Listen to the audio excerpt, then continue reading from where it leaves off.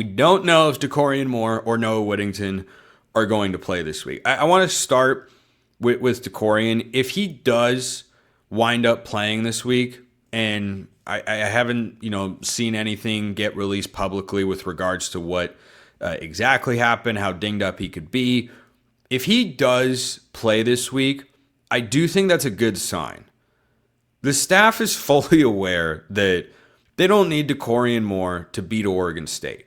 So if they feel confident putting him out there, that means he's gotten a clean bill of health from the medical team, and they think that what is to be gained with regards to timing with Dante Moore and continuing to build Dakorien's confidence and work on stuff in the build-up to the Penn State game is greater than the risk of injury. If they're making that calculation, then Dakorien is probably fine. If he doesn't play in this game, well, Dan Lanning will get asked about it at some point. But I think that if we see Dakorien this week, we should feel good that he's healthy.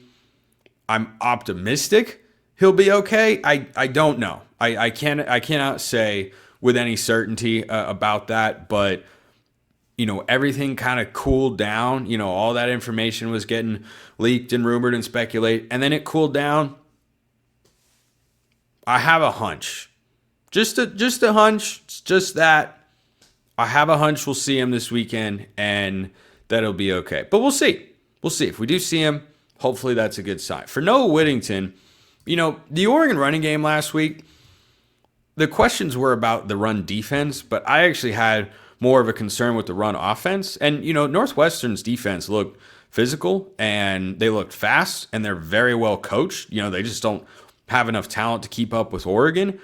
But I was far more concerned with the run offense than I was the run defense against Northwestern. And Noah Whittington has been nothing short of magnificent this year, over 11 yards a carry on the season. It sounds like he could have played last week. He was in pads and he was there, but they I think kept him out as a precaution.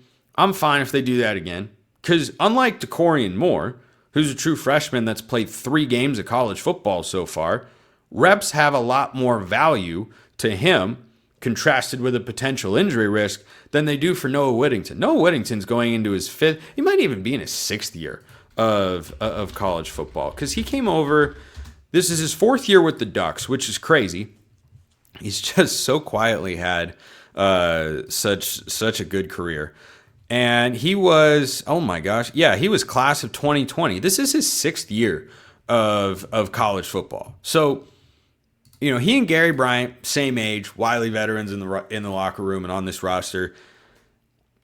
If they have to miss some time and you got to be careful with them. We know what they are. They don't need the reps. They just need to be fully healthy. And we've seen how dangerous he can be. I don't think his presence last week would have made a huge difference, because in that first half in particular, until De'Ara Hill busted that big run, Jaden Lamar didn't have anywhere to go. And I think Jaden Lamar made the most of what was just not a great start from the offensive line in the Oregon rushing attack. So I think that if Noah is also a go this week, that means he's fully healthy. But if he gets held out, then it's probably precautionary more than anything, and they want him fully rested for Penn State, which will easily be the most physical team that Oregon has played so far this year. So this question from Jeremiah, who is over on Locked On Marlins. Jeremiah, congrats. I believe you are the first person who's a member of the Locked On Network to send me a question on the show. Love that you tune in.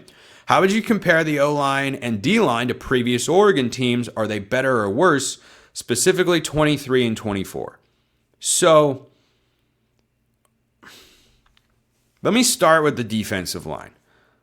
I at this time love Oregon's defensive line. Currently, I'm taking the 2024 defensive line over any of the 3. So if I were to rank the 3, which is what I'm going to do here.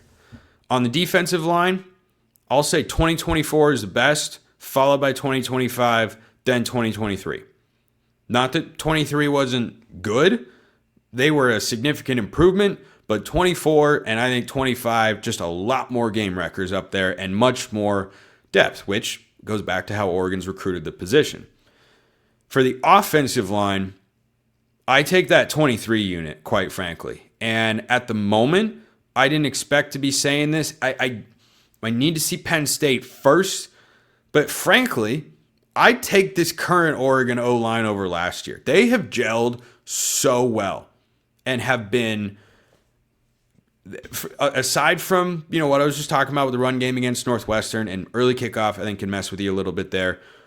They should have a bounce back this week. Oregon State in the trenches, not good enough. They should not be even close. And they haven't been for the last two meetings against the Ducks. So that 2023 O-line was insanely veteran, really, really good. It didn't have peak Josh Connerly. Everything, you had Jackson Powers Johnson, though. And man, that guy was good. That guy was really, really good. So I'll take the 23 O-line first. But I mean barely over 25 and then 24. And this is first world problems, which is a phrase I use a lot here on the show because that's what Oregon has in recruiting and in football. Think about what your biggest concern is for Oregon football right now. Okay, these are not problems compared to what Oregon State is dealing with. Those are actual problems. UCLA's got actual problems. Virginia Tech, Florida, these are programs with actual problems. Oregon's got high class problems. So when I rank a unit last, that doesn't mean I don't think it was good. All these units have been good. It's part of the reason Oregon's been really good and successful the last couple of years. But yeah, I'll take that 23 O-line followed by this one and 24 last on the defensive line. I'll go 24 and then 25 and then 23. So that was fun. I don't think I've done something like that before. But yeah, part of me is like, save it for the off season because that's good content out there year round. And it's evergreen too, if I ever want to get ahead on shows going out of town or something. But yeah, I'd say that Oregon's trench play, as good the last 3 years as I can ever remember it being. And that started with Mario, and Dan has picked up the torch and really carried it on. So, Jeremiah, thanks for the question, man.